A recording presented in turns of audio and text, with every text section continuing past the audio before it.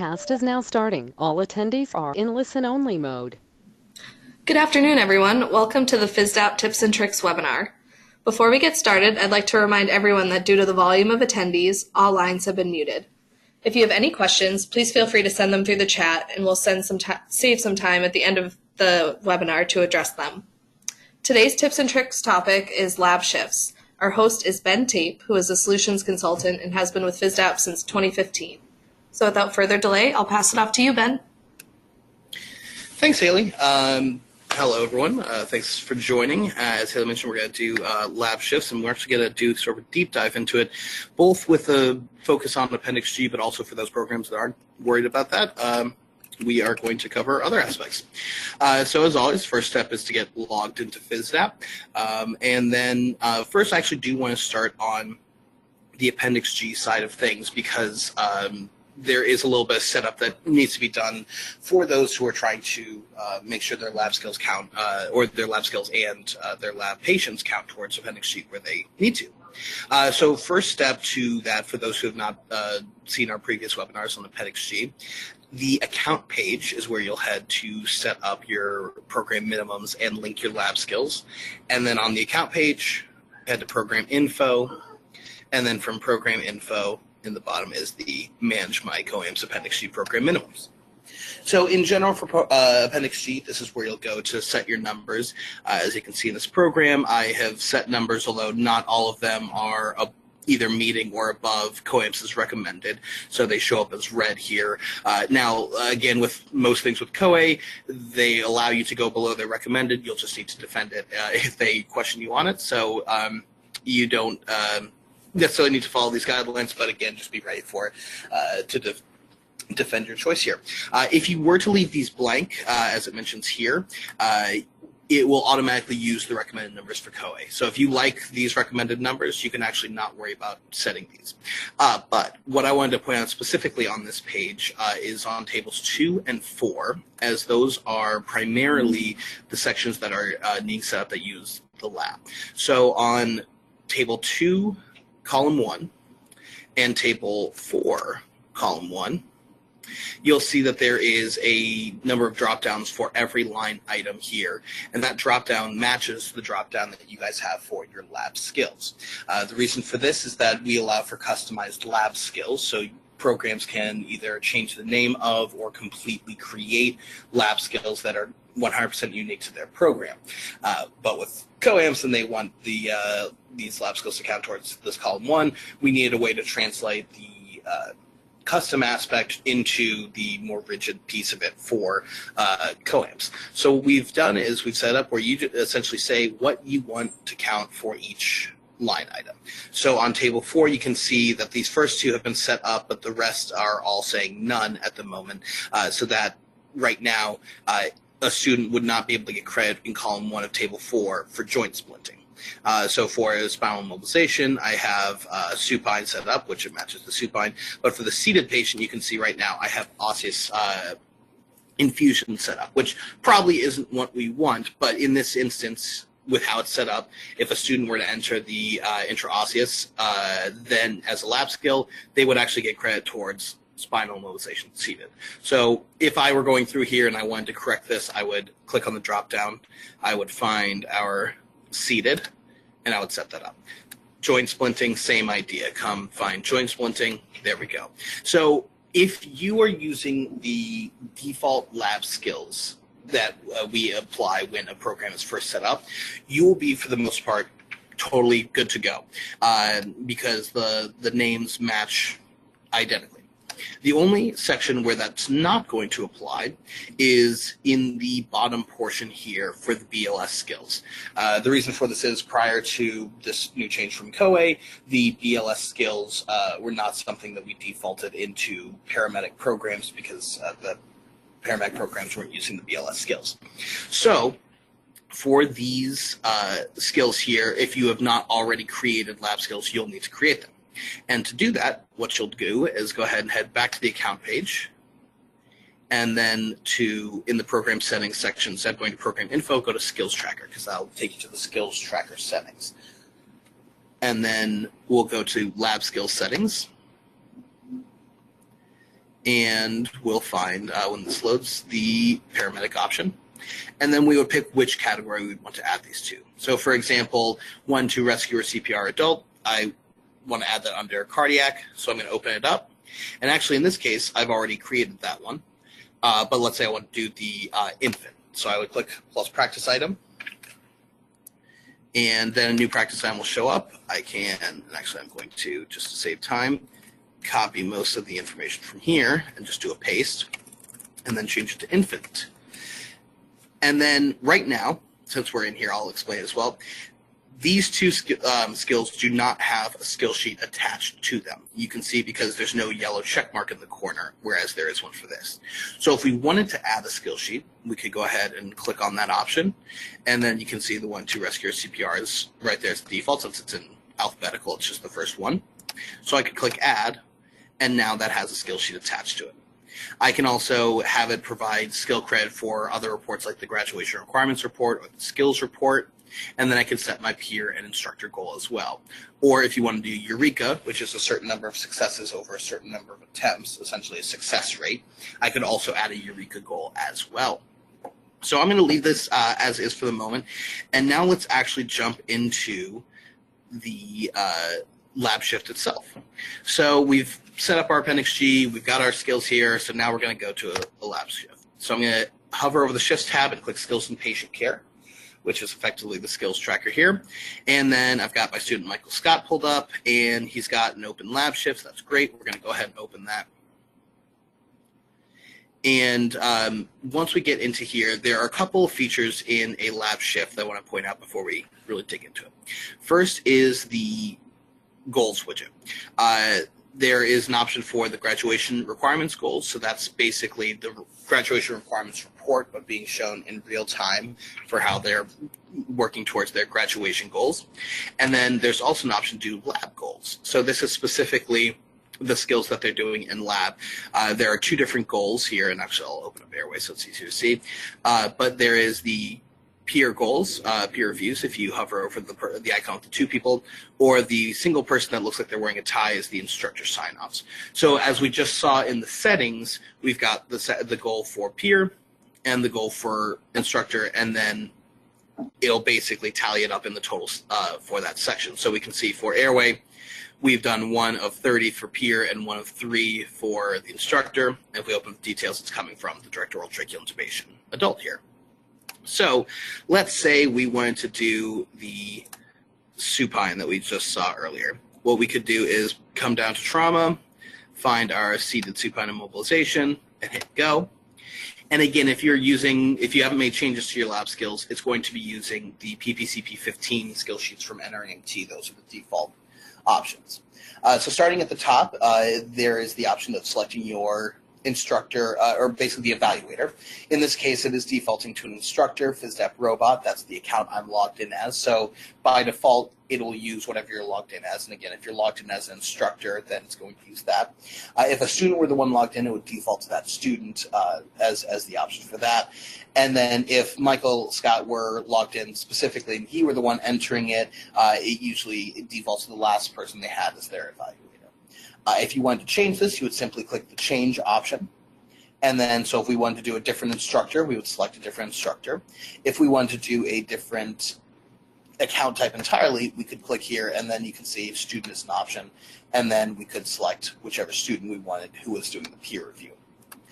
With peer-reviewed skills, they do not need to be confirmed. With instructor-reviewed skills, they do need to be confirmed. So the student will only get credit if it has been confirmed. Now we can see in the top here it's saying confirmed, and that's because when I'm logged in as an instructor and I go to enter a skill, it's automatically confirmed because it knows I've already logged in and I've already taken care of it. If the student were the one logged in, so for example, if Michael had an iPad and he handed it over to the instructor, Michael's logged into his iPad, but he says, hey, will you do an evaluation for me? And he hands it over to an instructor, it will not be confirmed because the student is the one logged in. So there are a few options of how that can be confirmed. The simplest is instead of it saying unconfirmed, it would say, actually we can go ahead and do this right now, there would be a confirm button. if I were logged in as a student and I clicked the confirm button, a window would appear for username and password where the instructor would enter their username and password again to confirm they are in fact that instructor. An instructor can also come in later and click the confirm button, and again, we'll see this right now.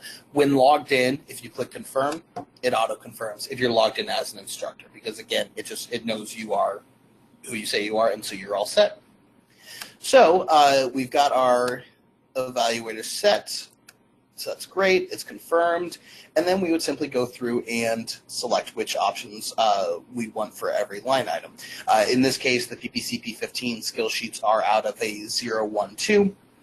0 being they did not complete it, 1 being they needed prompting, and 2 being they did successfully. There's also an NA option as well. So assuming they did everything correctly, we would just come down and go ahead and see, all right, great, they're 100%, it's a pass. With these ones, we do allow the instructors to override it if they need to. The other thing that I sort of passed by here is critical criteria. And these will work the same way critical criteria work on paper evals, which is if any one of these are checked, it's a failure. So even if you did 100% here, if I said they didn't directly take the if they didn't immediately direct or take the manual stabilization of the head, if I check that box, then if we scroll to the bottom, it's 100%, but it's a fail because they didn't do one of the critical criteria. In this case, I would like the student to have done it, so I'm going to say, you did it, it's all great. I'm going to submit and close, and it'll come back in, and now we can see spinal immobilization is there. It has the time I entered it. It was a pass. If we need to change the patient type, we can do that here. And then it shows the evaluator, and the instructor icon with the circle and check mark shows that it was in fact confirmed. If there was no check mark in there, it would not be a confirmed skill. The other option, or the other thing I want to point out is now, if we go to the labs under trauma, it did not increase because for seated and spinal, by default, there's no instructor requirement, so it didn't actually move the goal line at all. But if this has been a peer in goal, which actually let's just quickly show, it will increase that number. So instead of instructor, I'm going to switch it to student, and we'll say it's Fisdap check, and then we'll go to the bottom and submit and close.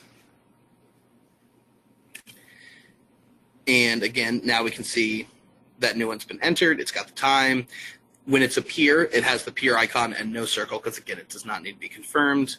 And then when we come back to our goals here for trauma, now we're showing we've met that 1 of 1 goal.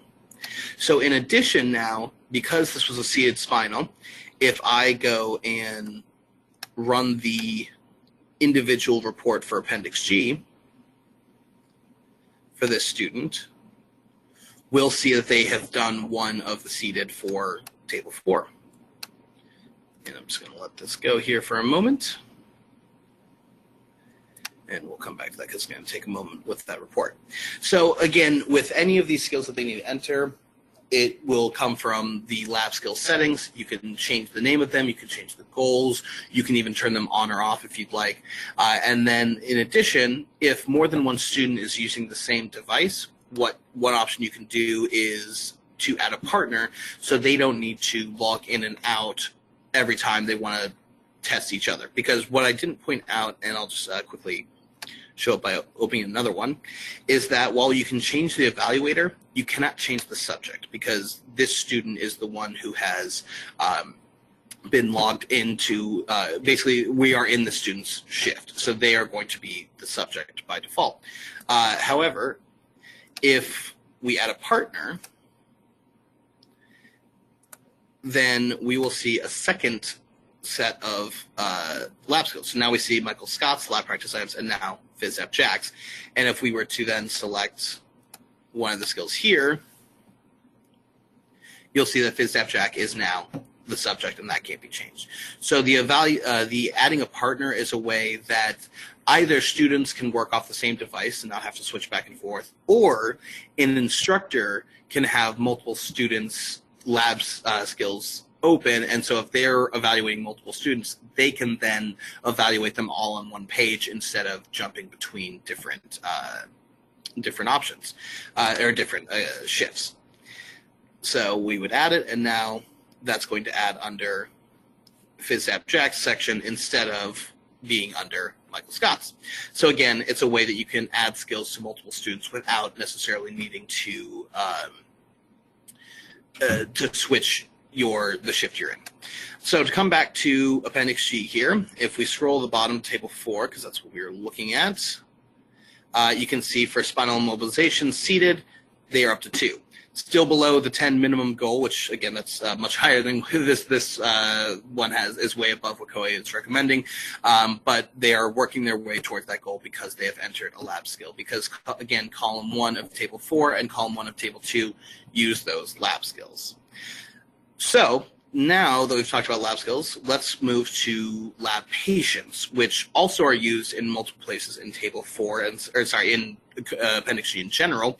So I'm going to quickly talk about those sections here. So while we've got this open, so Table 4, Column 2, this is going to be using scenario skills on all lab patient types. So if they enter a lab patient and they enter one of these skills, it'll track. In addition, Table 3 is entirely using scenarios, and again, with Appendix G, when we say scenario, we mean a lab patient or any patient type in the lab shift. So with Table 3, it's separated in 2 sections, the team leader and team member.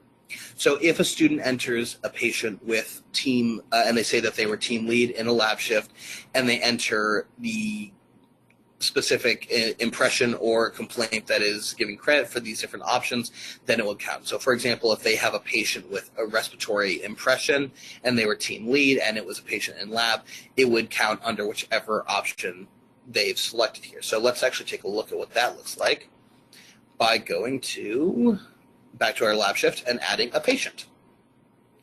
So this is going to look very similar to the patients that are entered on field and clinical shifts. So if you have ever seen those, it'll look very similar. There's a few differences that I will point out. So first, the formative versus summative. Formative and summative is, again, only really used for Appendix G. That's the only time it's going to separate out depending on what they select. And it's only Table 2 that is concerned about this. So just to pull Table 2 up, back towards the top. Columns 2, 3, and 4 are all potentially going to use lab patients. Column 2 is entirely lab and lab only. So if they enter a lab patient and it's formative, it'll track under column 2, assuming they did whichever the skills that are that go alongside it. So for example, obtain a patient history, that is using the I performed the patient exam. So if we click that and it's formative, when we save this patient and rerun this report, we will see this number increase. In addition, if it's human live, that's going to track under column 3. So column 3 is looking at live patients. So it could be from field or clinical, but it can also be a live patient in lab. And this will allow for formative or summative. So if they're entering a live patient, and again, they do the skill that comes along with it, that's going to count in column 3. So you may actually have patients that track at both 2 and 3. So for example, a live formative patient, which is what we're working on here, will track in 2 and 3. And then column 4 is using a live patient in clinical or field, but then also a live patient in lab if it's marked as summative. So a summative live patient will track in 2 and 4, and then again a formative live patient will track in 3 and 4. I apologize, misspoke. Summative live patient will track in 3 and 4. Formative live patient will track in 2 and 3, assuming the skill that is required for the row is also selected. So coming back here, then if we wanted to say it's formative, we can say I was a successful team lead because, again, we want to track in Table 3 for the team lead. And let's say this is going to be a pediatric patient that we're trying to, or actually let's do adult. So we'll do an adult patient. So we want to come back here, select 20 years old, and then we can say it was respiratory, as I mentioned.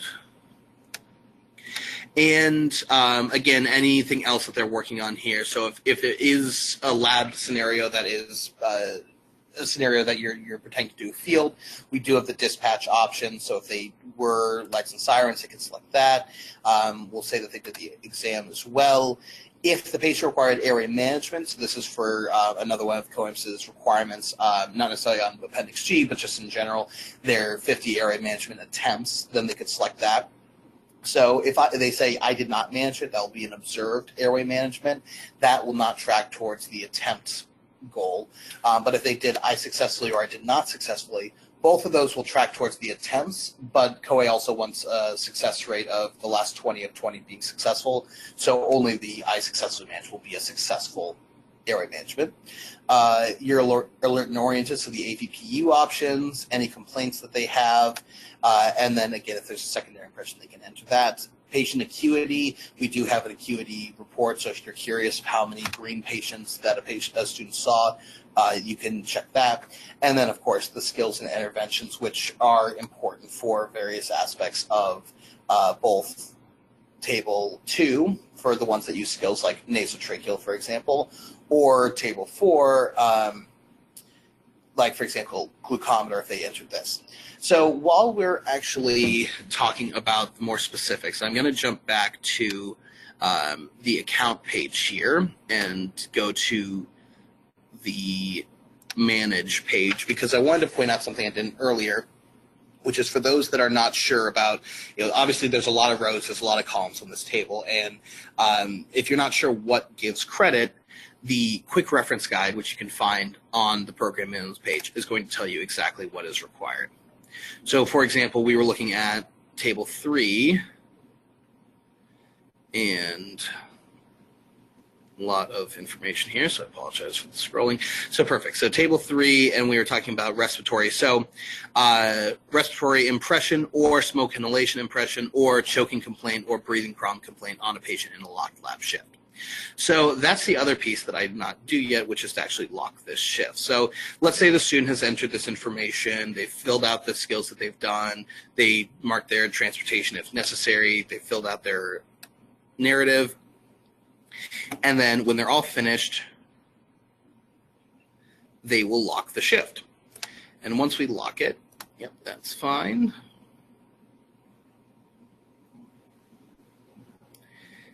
And that is locked now, so we can head back to the report and run it, and we'll see those various changes made. So let me pull up individual and select Michael Scott. Go. And again, while that's going, I'll just talk about some of the other pieces. As an instructor, if you have the edit lab permission, then you can go back into a shift and make changes, even if it's locked. So as you can see, we're still able to come in here.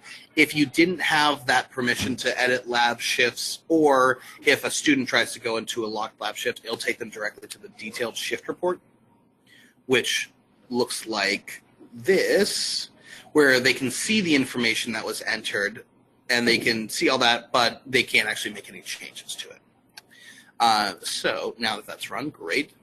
So I'm going to skip that. So now, great. So we see in obtain a patient history, because we entered a live patient that was formative, we now have, and we did the patient history, we have a 1 in column 2, and now we have 2 in column 3. For those who had noticed, I didn't actually point out, but there was a 1 already in columns 2 and 3 and 4, so now the 3 has gone up to 2.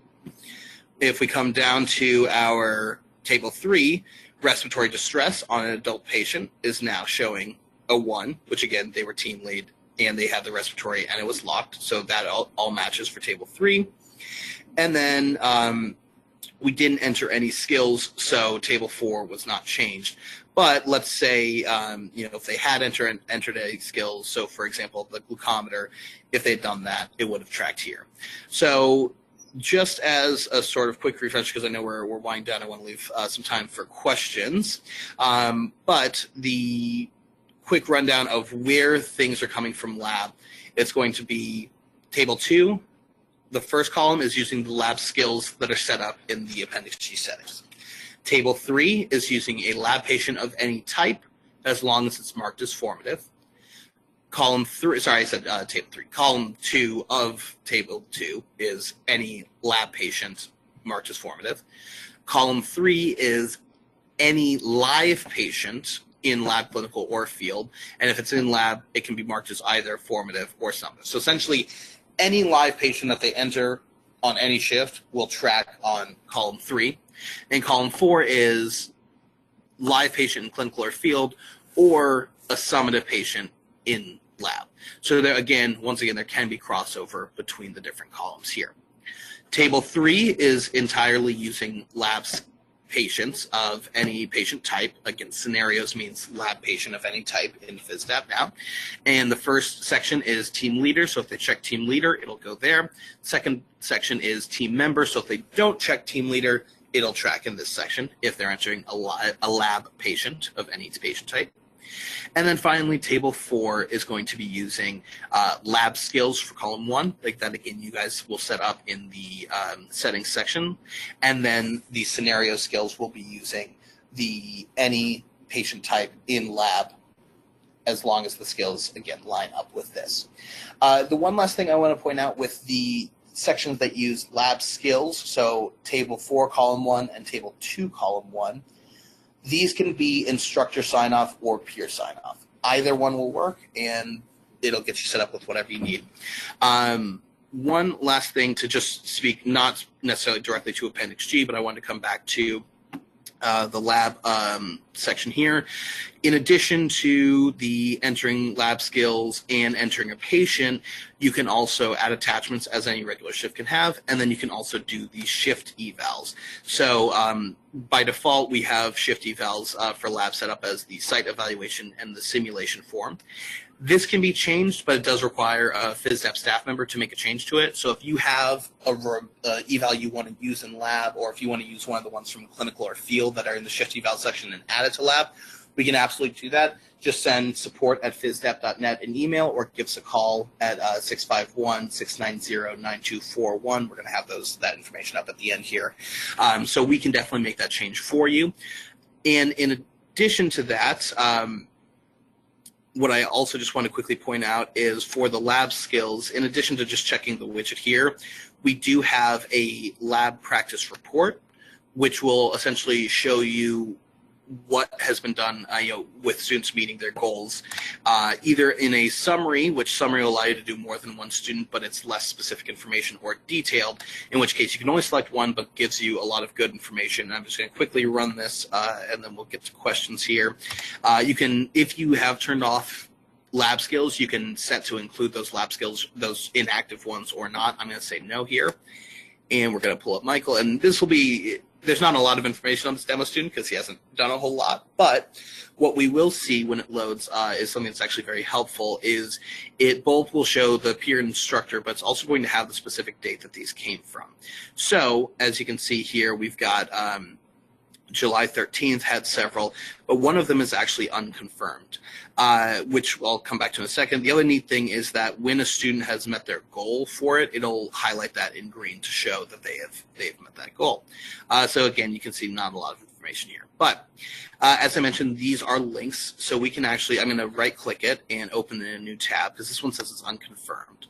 So I'm going to come back here, and when this lab shifts opens, we're going to see here's that circle that does not check. So we know that one is not confirmed. The other reason you can tell it's not confirmed is that the lung and star icon, which is what we use to show airway management, that is also not visible because they're not getting credit for this skill as of yet. So as I mentioned, you could either click into it and click the confirm option, or the last thing I'm going to show here is the confirm multiple items button. So actually, I did that quickly. I apologize. I'll come back. That is going to be visible. Ooh, went too far back. My apologies. That was in the July 13th shift. So that link for confirm multiple items will actually be available in any shift, regardless of if there are items that need to be confirmed or not. So you can always get to this page. So it's there just below the lab practice section. And what this does is it's going to compile all the unconfirmed skills for a specific student. Now, in this case, the student only has one, and it's only from one shift, so it's pretty simple. But if there were a bunch and they were from multiple shifts, it would label which shift it's coming from and how many there were. And what you can do is click this option and say all, and you can confirm them automatically. And we can just go ahead and do that, and then that student will get credit. So now there's no unconfirmed skills, but we could, instead of seeing unconfirmed, we could view confirmed. So this is another way you can, if you need to mass unconfirm them, you could do that here. The other nice pieces about this is you can switch students just by selecting that option. And again, the student doesn't have any. But the really nice thing is this link is always the same. So I do recommend, if you want to use this a lot, just go ahead and bookmark this, and you can always jump right back to this page, and then you can confirm your skills for a student, select a different one, move to the next one, and then confirm those. So I'm just checking in the chat. I don't see any questions that have come in, but Haley, if I'm missing any, please let me know. Oh, I do see a question here. Columns 2 through 4, I cannot figure out after a skills sheet. Okay, so yes, for obtain a patient history. Oops, sorry, am I trying to make this bigger? Haley, I apologize. The question's getting cut off. Do you see the whole question for that? Yep, I can read that to you. Yeah, perfect. Thank you. So for obtain a patient history, I cannot figure out how to enter a skill sheet for the lab patient. Is the skill sheet not required by COA for Table 2, columns 2 through 4? That is correct. So yeah, to clarify, the skill sheets are going to be attached to a lab skill. And again, the lab skills are just used in column 1 of Table 2 and column 1 of Table 4. So for columns 2 through 4, it's not worrying about the skill sheet that they're entering. It's about what patient type they're entering and what skill they're doing. So for example, patient history, to come back to our quick reference guide and jump to the top of Table 4, and we're almost there. Perfect. So obtain a patient history in columns 2 through 4 is effectively, as long as the top part is the column requirement is met for what patient type it is, the skill itself that's required is I performed the patient interview. And so you just need to make sure it's I performed the patient interview is checked and the patient type matches. So again, I'll just go one more time because I know it's a bit confusing. We want to make sure everyone's on the same page. Column 2 is going to be patient in lab of any type, but with formative selected. Column 3 is going to be a live patient with formative or summative selected. And then column 4 is a lab patient with summative selected. So for columns 2 through 4, whichever patient type it is, if it's in lab, if they check I performed the interview, and then the shift gets locked, it'll track in columns 2 through 4. And if there are no other questions, I will leave it at that. Let me pull up our guide here. So we've got our upcoming ones here. If you want to sign up, you can go to the go.fisdap.net/tips and tricks. We will also have all of our previously recorded webinars there. This one will be recorded and should be uploaded in the near future here. So if you want to rewatch it, it'll be available. And I'll just say again one more time, if you need to get in contact with us, support@fisdap.net is the email, and then 651-690-9241 is going to be our phone number. And with that, I'll throw it to Haley. Thanks, Ben, and thank you everyone for joining us today. There will be a quick survey after the webinar, so please be sure to let us know your thoughts on today's webinar and if you have any suggestions for future topics. Also, if there are any questions that you have that you didn't have a chance to ask during today's webinar, please feel free to submit them there. Thank you, and we'll see you next time.